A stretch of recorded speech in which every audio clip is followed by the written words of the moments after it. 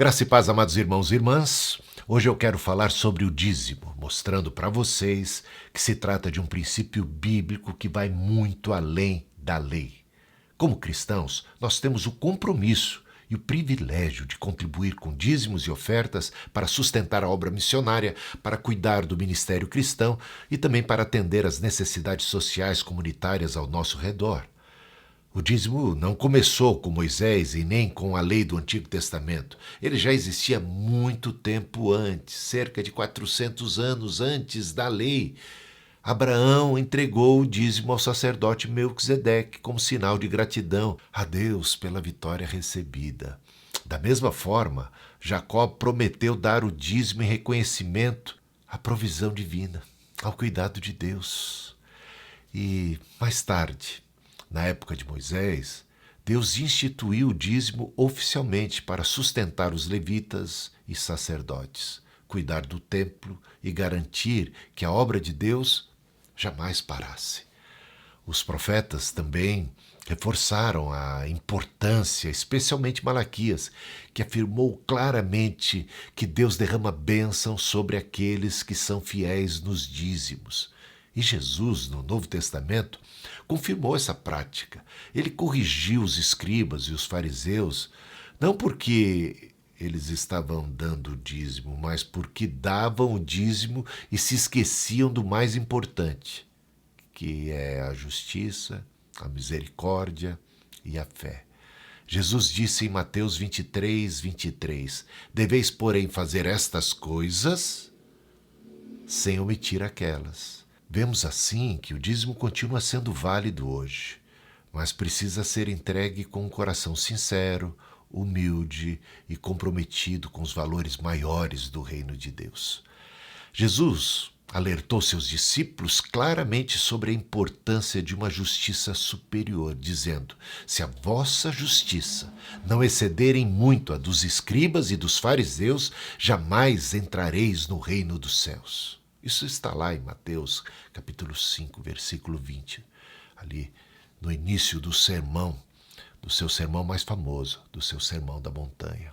Isso significa que a nossa generosidade precisa ir além de uma simples obrigação religiosa.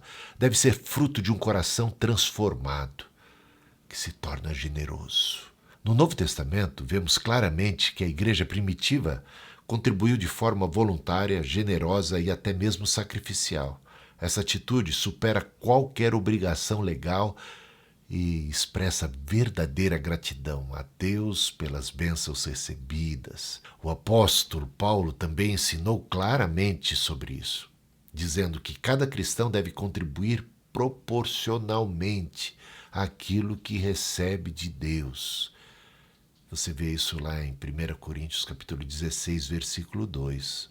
Essa contribuição proporcional nos remete diretamente ao princípio do dízimo, iniciado lá atrás por Abraão. Hebreus capítulo 7 explica algo muito importante. Jesus Cristo é o sacerdote segundo a ordem de Melquisedeque, uma ordem superior à dos levitas.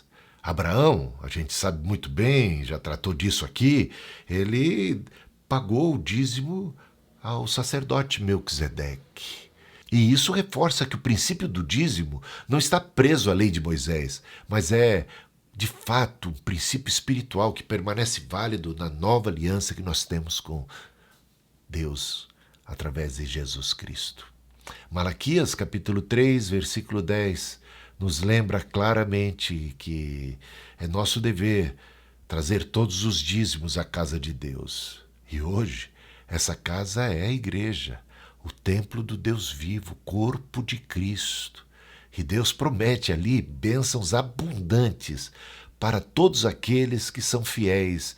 E Jesus acaba, no Novo Testamento, reforçando essa promessa, como vemos lá em Lucas capítulo 6, versículo 38. Dai, ser-vos-á dada, boa medida, recalcada, sacudida e transbordante.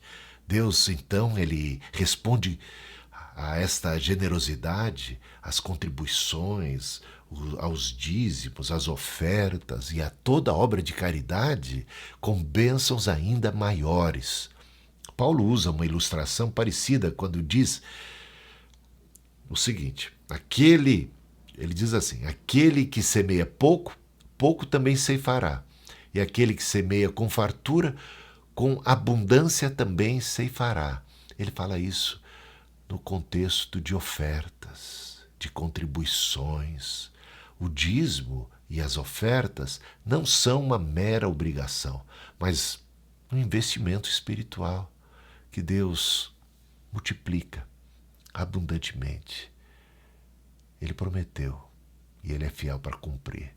Por isso, amados irmãos e irmãs, vamos entregar os nossos dízimos e as nossas ofertas com fé, com alegria, espontaneamente, demonstrando nosso compromisso com Deus, com a casa de Deus, com a igreja que foi instituída por nosso Senhor Jesus Cristo e sua missão de fazer discípulos de todas as nações, confiando plenamente na provisão abundante.